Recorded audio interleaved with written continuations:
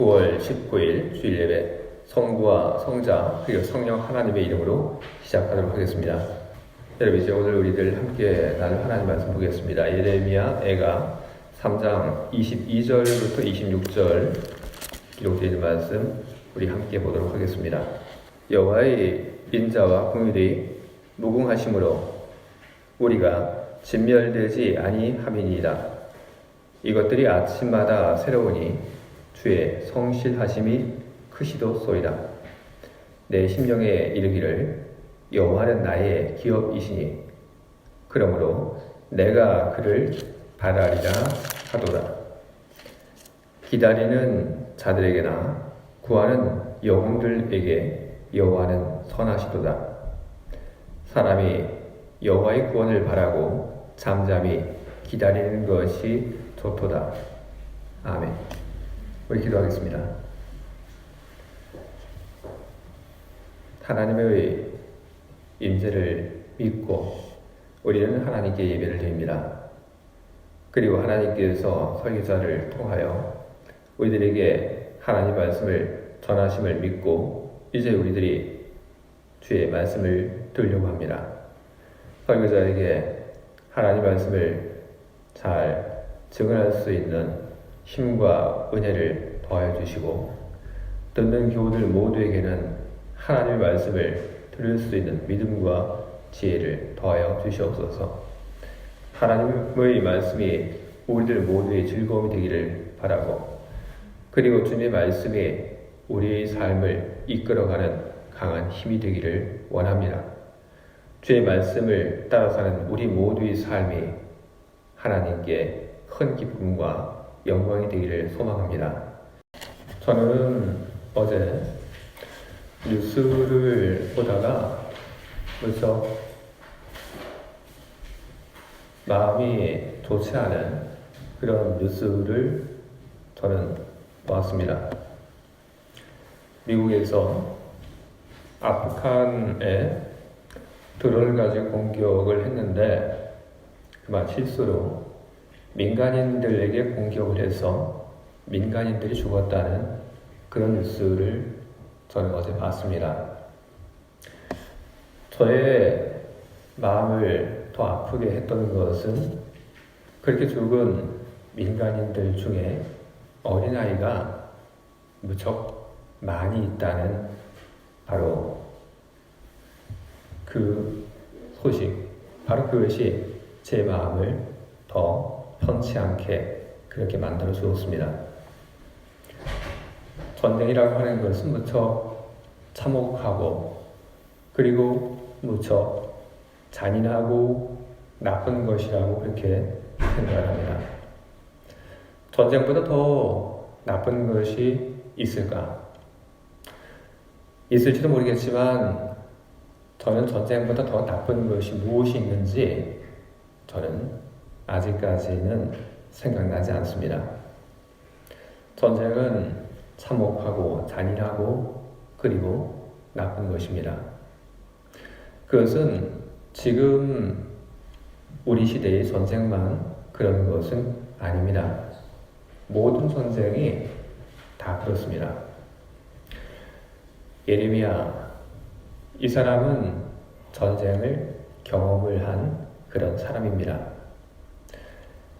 전쟁을 경험하지 않은 사람들은 전쟁에 대해서 아주 쉽게 이야기를 합니다. 하지만 전쟁을 경험한 사람들은 전쟁에 대해서 쉽게 이야기를 하지 못합니다.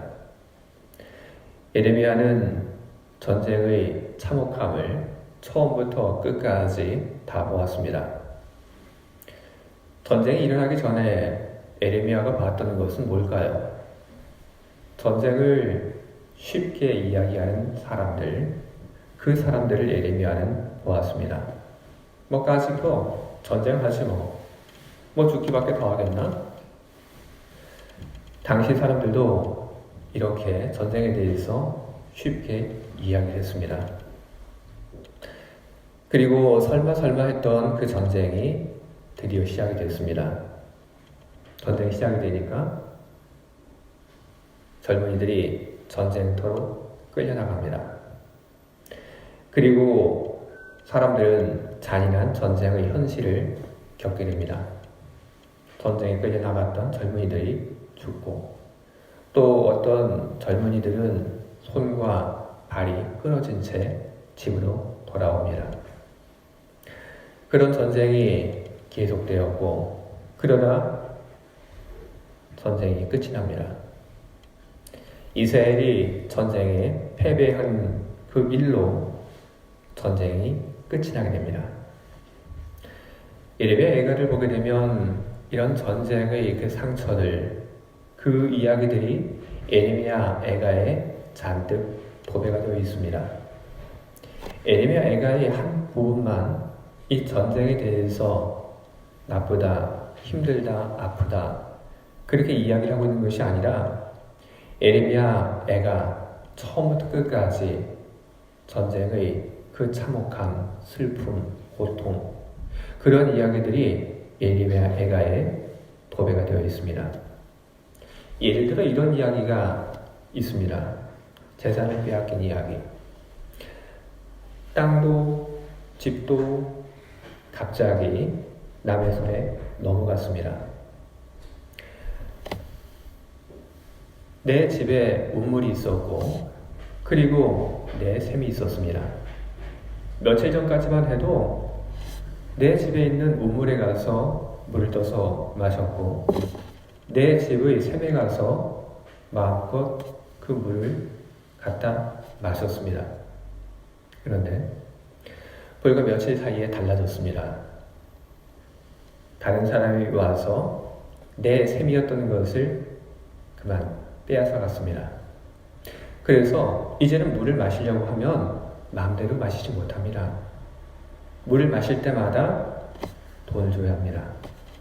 돈을 주고 그리고 그 물을 사서 마셔야 하는 그런 처지가 되었습니다.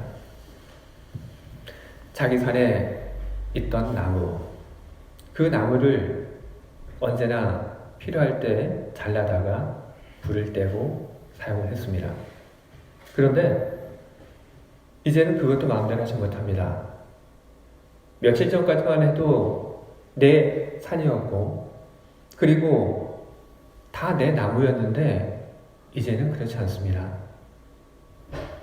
그 산에 있는 나무를 한 그루 비워오려면 돈을 줘야 합니다. 그리고 허락을 받아야 합니다. 그것을 사서 겨우겨우 불을 떼고 쓸 수가 있습니다. 재산이 이렇게 빼앗겼는데 그것이 끝이 아니라 사람들이 또한 심한 그런 대우를 받게 됩니다. 여자들은 겁탈을 당합니다. 그리고 젊은이들은 맷돌이나 돌리는 그런 노예의 신세가 되었습니다. 아이들은 그냥 집에서만 있는 것이 아니라 아이들 역시 바깥으로 끌려나가서 나무를 지고 나무를 나르는 그런 노동을 해야만 하는 그런 처지가 되었습니다. 젊은이들이 맷돌을 돌리고 그리고 아주 어린 아이들이 자기 그 체구보다 더 큰 그런 나무들을 옮기고 그렇게 일을 하는데 그렇게 일을 해도 먹을 것을 누가 제대로 주지 않습니다. 그래서 못 먹어서 사람들의 그 피부가 달라집니다. 예레미야는 뭐라고 그걸 얘기하고 있냐면 못 먹어서 사람들의 그 피부가 타들어갔다 그렇게 이야기를 하고 있습니다. 그 젖먹이들은 엄마의 품에서 먹을 것을 달라고 칭을 댑니다. 근데 엄마의 젖이 나오질 않아요. 엄마가 먹은 것이 없으니까. 그 아이를 위해서 곡식을 가져다가 죽이라도 써서 먹여야 할 텐데 그렇게 할 곡식조차 없습니다. 그래서 엄마의 품에서 먹을 것을 달라고 칭얼대던 갓난아이는 힘없이 엄마의 품에서 죽어갑니다. 먹을 것이 너무 없다 보니까 어떤 일도 생겼냐면 어떤 사람은 자기 자식을 잡아서 그것을 먹는 그런 일들도 일어나게 되었습니다. 자기 자식을 잡아서 먹을 때 여러분 어떤 마음일까요? 저는 자기 자식을 잡아서 먹을 때 제정신으로 그것을 먹었다고 생각이 되지 않습니다. 아마 눈물을 펑펑 흘리면서 먹지 않았을까? 저는 그렇게 생각을 합니다. 그때가 그랬습니다. 내가 살던 마을, 그 마을들은 다 망가져서 이제는 들짐승들이 와서 뛰노는 그런 곳이 되어버리고 말았습니다. 하나님을 예배했던 성전도 다 망가졌습니다. 그 성전 안에 들어가면 뭐가 있냐면 그 성전에서 일하던 사람들의 시체와 해골이 넘쳐납니다.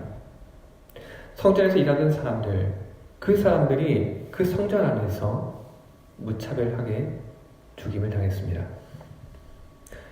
이런 일들을 보고 이런 일들을 겪으면서 가졌던 심정, 에레미야는 그때의 그 심정을 에레미야가 5장 15절 17절에서 이렇게 적고 있습니다.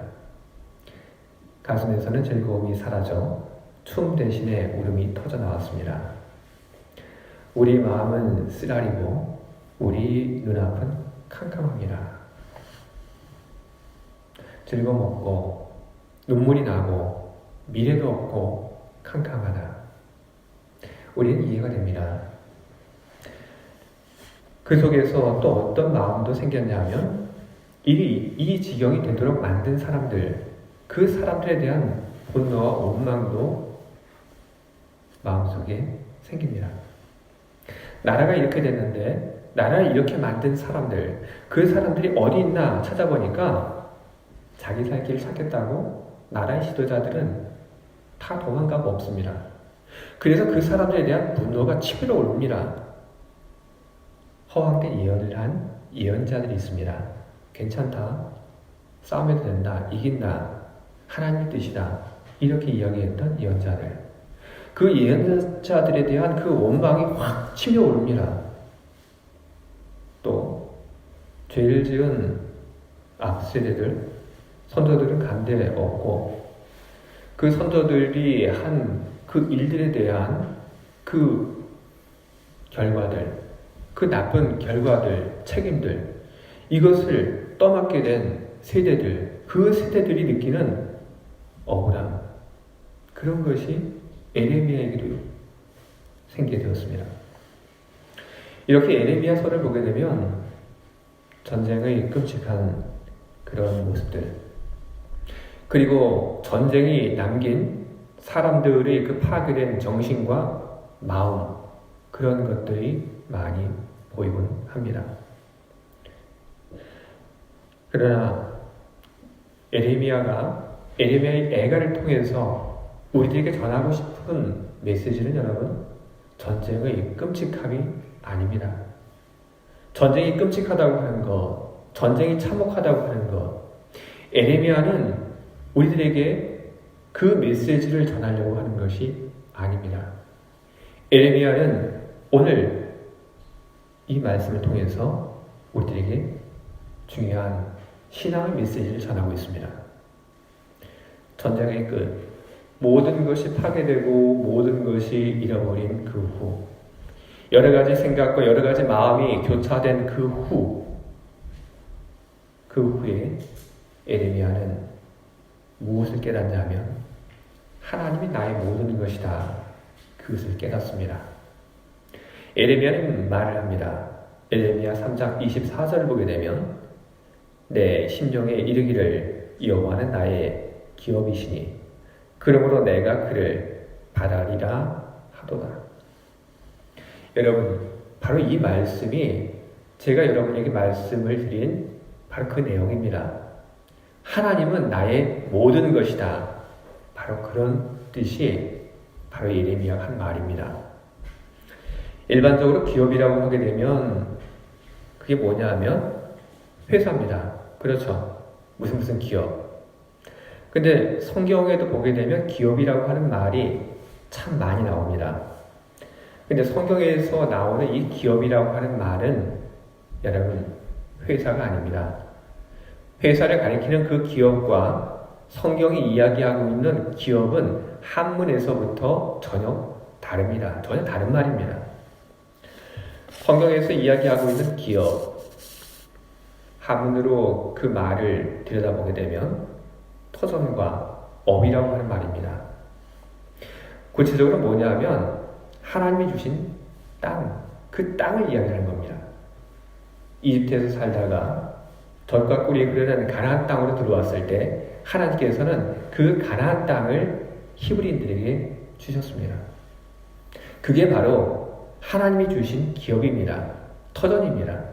거기서 무엇을 하라고 하나님께서 그 땅을 주셨냐면 그 땅에서 살아라. 그 땅을 일궈라. 그리고 그 땅에서 양을 치고 그리고 소를 치고 살아라. 이것이 그 땅에서 히브리인들이 해야 하는 그들의 법이었고, 그리고 그곳에서 하나님을 경외하면서 살아가는 것, 그것이 바로 그들이 해야 할 법이었던 것입니다. 그래서 기업이라고 하는 것, 그것은 다른 말로 이야기를 하게 되면 삶의 터전이라고도 이야기를 할 수 있습니다. 그런데 전쟁으로 그것이 다 빼앗겼습니다. 하나님이 주신 땅, 그 땅이 하루아침에 다 다른 사람의 소유가 되었습니다. 땅만 빼앗긴 것이 아닙니다. 그 땅에서 있었던 모든 것이 다 사라지고 망가지고 그리고 빼앗겼습니다. 폭삭망했습니다. 모든 것을 잃어버리고 이제 삶의 터전이 없습니다. 그런데 히브리인들은 그 속에서 어떤 놀라운 새로운 경험들을 하게 됩니다. 어떤 경험을 하게 됐냐면 하나님께서 늘 무엇인가 매일매일 히브리인들에게 은혜를 주시는 그런 경험을 하게 되는 겁니다. 당시 성전은 파괴가 되었습니다. 성전만 파괴된 것이 아니라 성전에서 일하던 모든 사람들이 다 죽었습니다. 그래서 히브리인들은 어디 가야 하나님을 만날 수 있을지 그들은 답이 없었습니다. 누가 우리를 하나님과 연결시켜 줄지 그들은 전혀 답을 갖지 못했습니다. 하나님이 어떻게 우리들에게 은혜를 베풀어 주실지 그들은 생각을 못했습니다. 그런데 정말 이상하게도 생각하지도 못한 그 속에서 그들은 매일매일 하나님께서 그들에게 은혜 베풀어 주시는 것을 경험을 합니다. 모든 것이 다 빼앗긴 그 속에서, 정말로 먹을 것이 없는 그 속에서, 삶의 희망이 없는 그 속에서, 목숨이 정말로 아슬아슬한 그 속에서 매일매일 하나님께서 히브리인들에게 주시는 은혜를 그들은 경험을 합니다. 그래서 예레미야 애가를 보게 되면 예레미야가 이렇게 이야기합니다. 여호와의 인자와 긍휼이 무궁하심으로 우리가 진멸되지 아니함이니이다. 이것들이 아침마다 새로우니 주의 성실하심이 크시도소이다. 하나님이 매일매일 히브리인들에게 오셔서 은혜를 베풀어 주었고 그들을 보살펴 주셨다는 겁니다. 그리고 그 경험 속에서 히브리인들은 뭔가 중요한 걸 깨닫습니다. 뭘 깨닫냐 하면 진짜 나의 삶의 터전이 무엇인가 하는 것을 그들은 깨닫게 됩니다. 진짜 나의 기업, 나의 삶의 터전, 바로 그것은 하나님이구나 하는 것을 히브리인들은 그때 깨닫습니다. 우리는 출애굽을 한 후에 히브리인들이 가나안 땅으로 들어와서 땅을 분배받은 이야기를 우리는 알고 있습니다. 근데 그때 히브리인들의 그 지파들이 다 땅을 분배를 받았는데 땅을 분배받지 못한 하나의 지파가 있었습니다.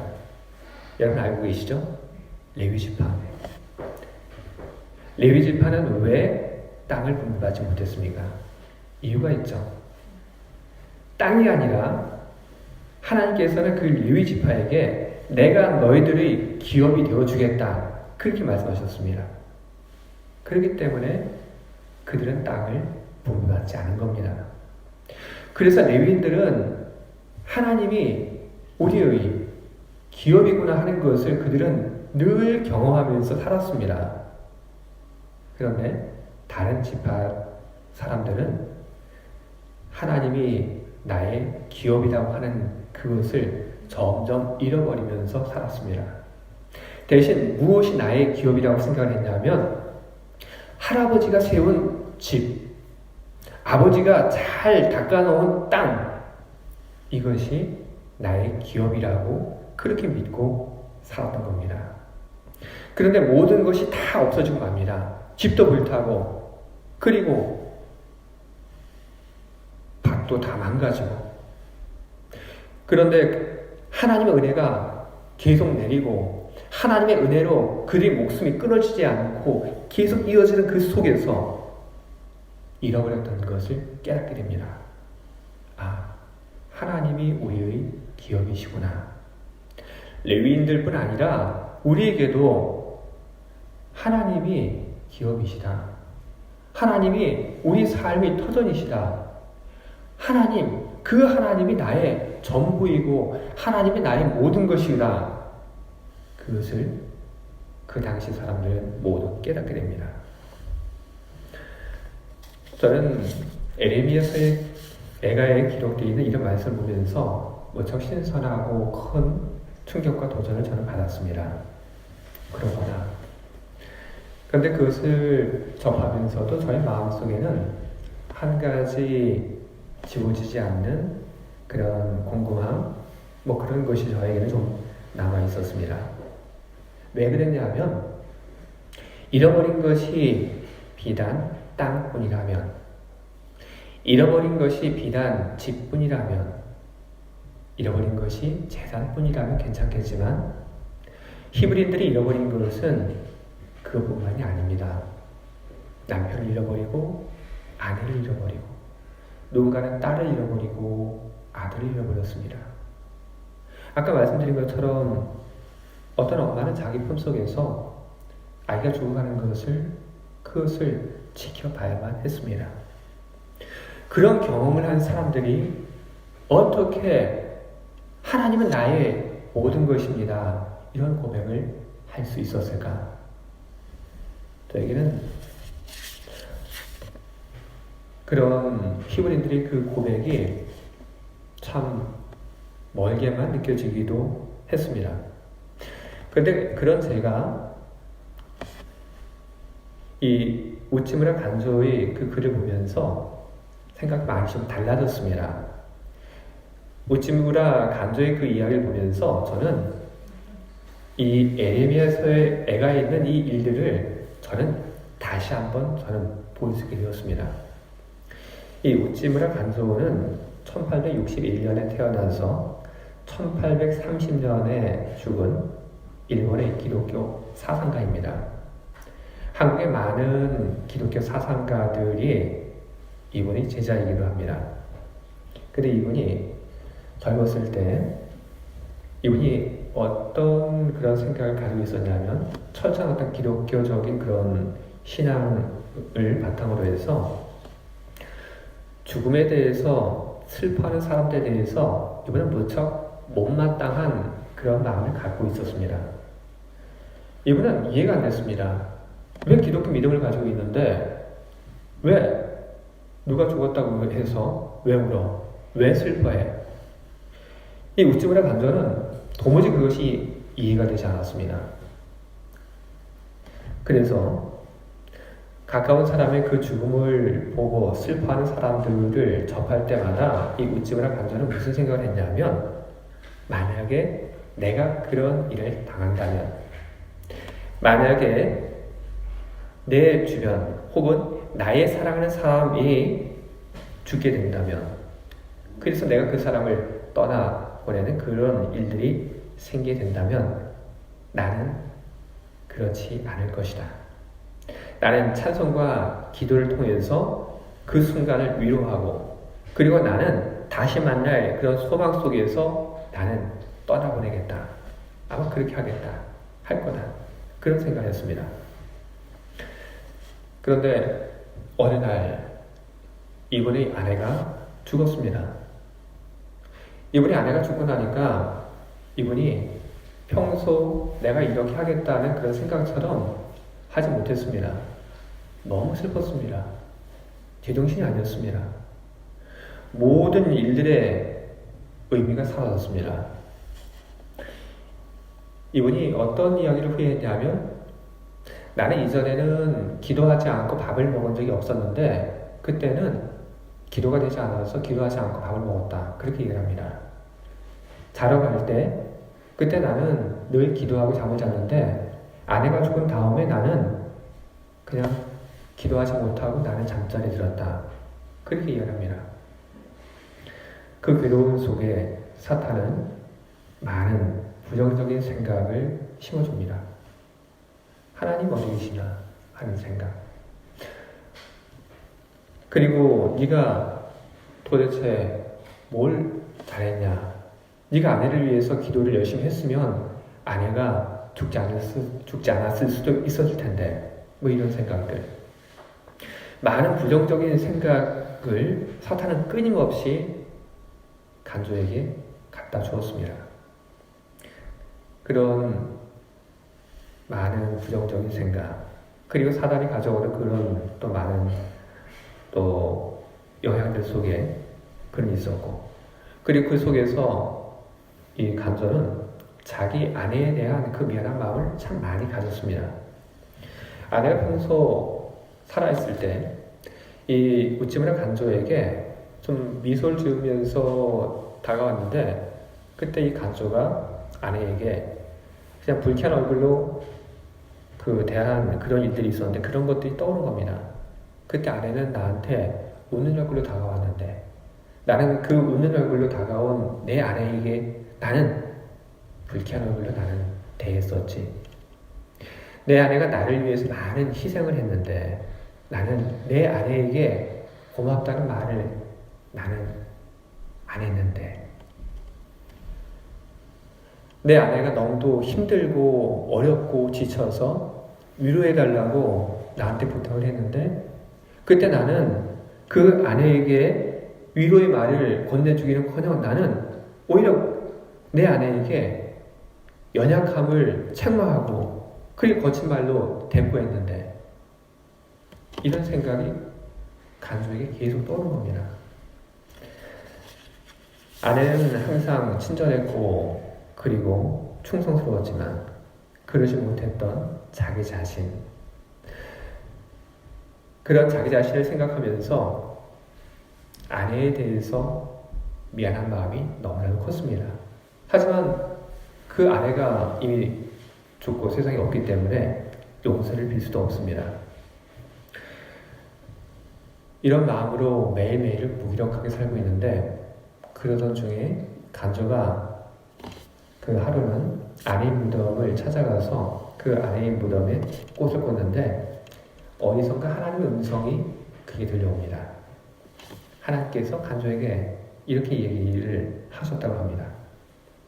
너는 왜 네 사랑하는 사람의 죽음 때문에 우느냐?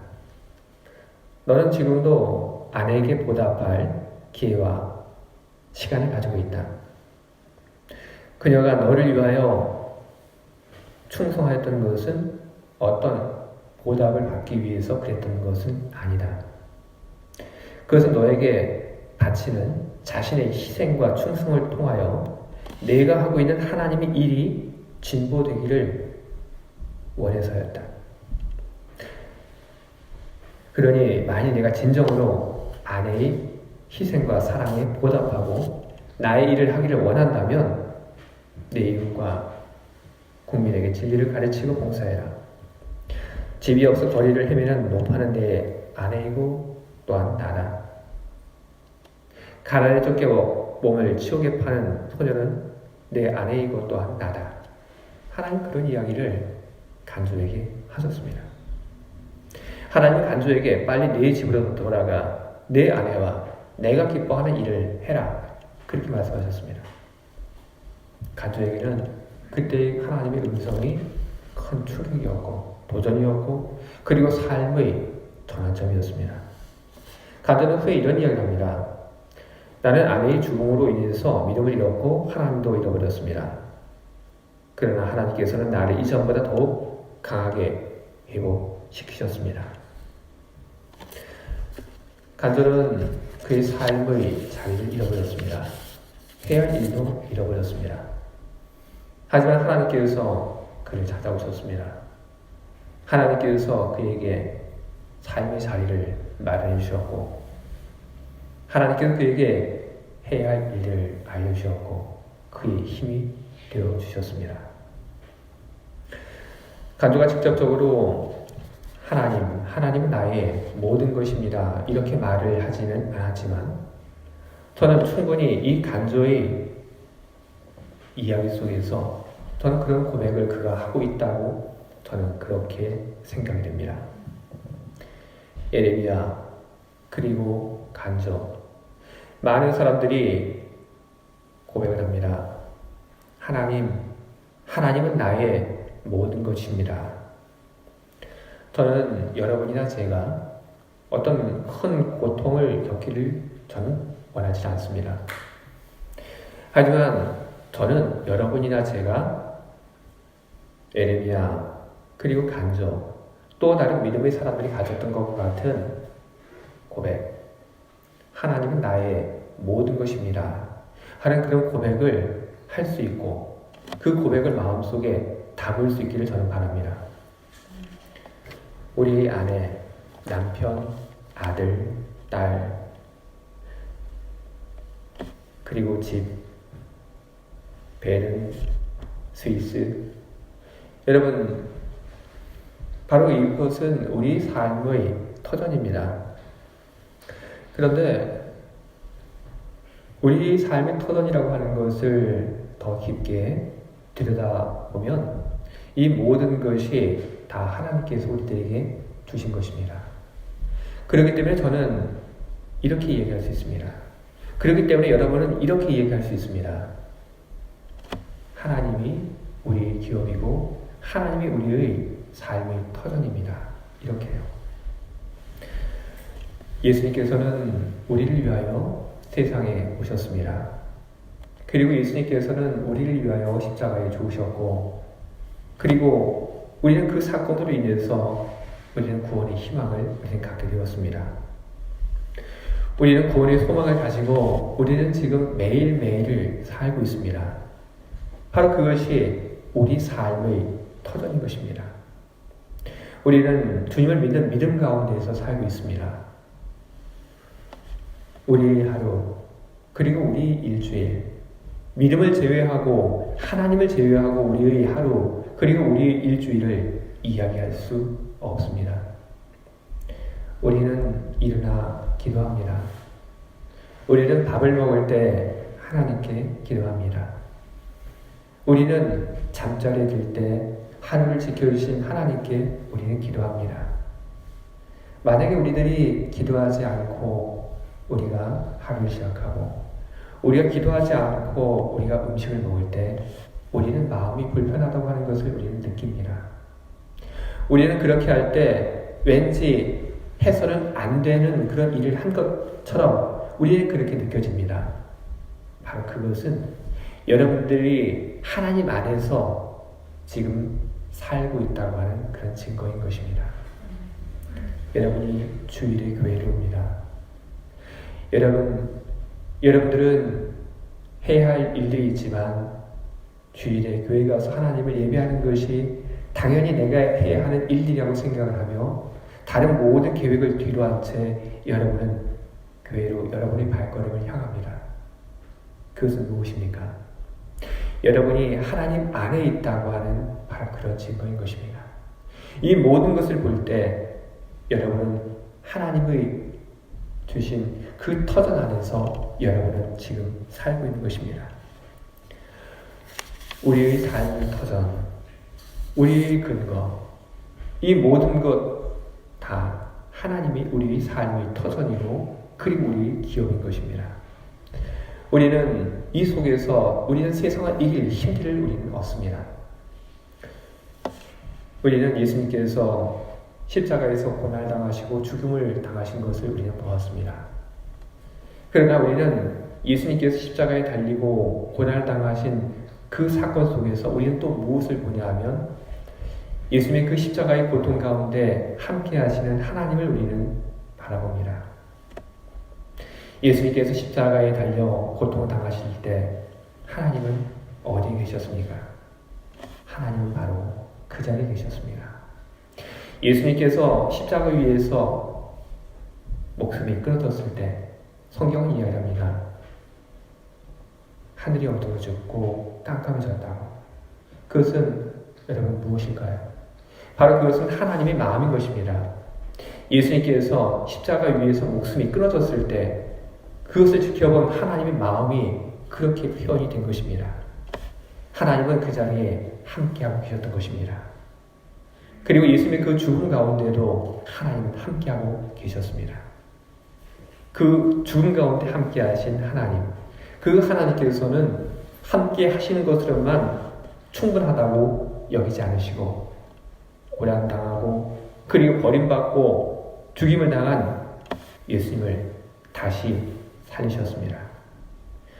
우리는 그것을 보기에 우리는 용기를 얻고 우리는 희망을 갖습니다. 우리가 어떤 일을 당한다 하더라도 우리는 믿습니다. 하나님이 우리와 함께하고 있다고 하는 것을. 우리 모든 것을 잃어버린다 하더라도 우리가 사랑하는 사람을 잃어서 슬퍼하는 그런 일을 우리가 겪는다 하더라도 하나님은 바로 그 자리에 우리와 함께 하실 것입니다.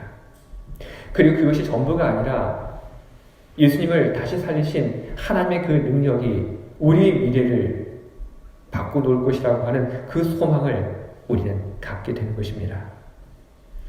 예수님의 십자가 그리고 예수님의 부활, 그것은 하나님 안에서 살고 있는 우리들이 소망을 갖는 소망의 기초인 것입니다.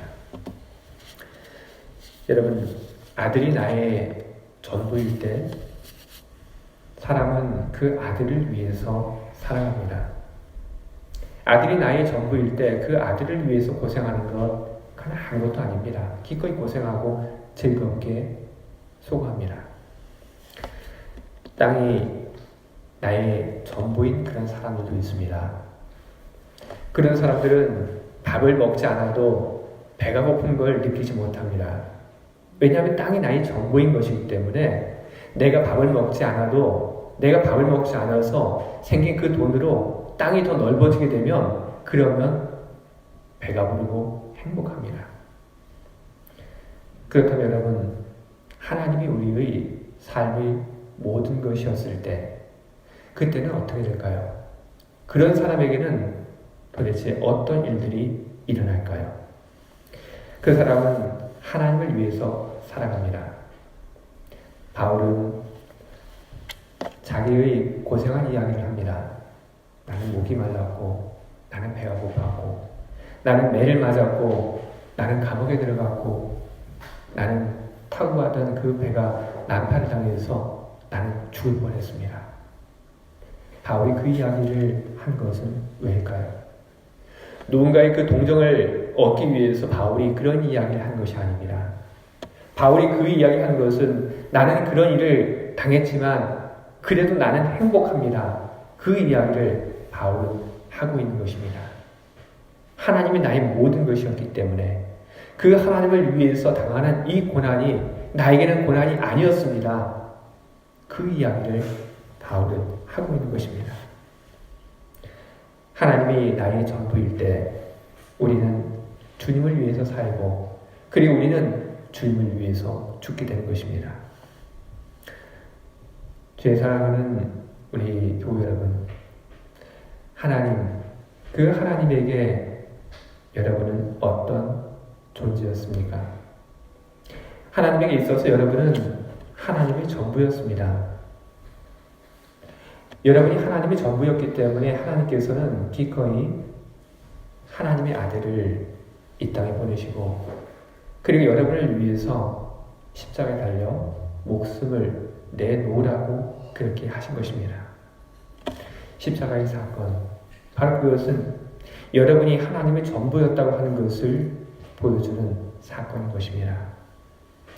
하나님에게 있어서 여러분이 하나님의 전부였던 것처럼 이제는 여러분에게도 그리고 저에게도 하나님이 우리의 삶의 전부이기를 바랍니다.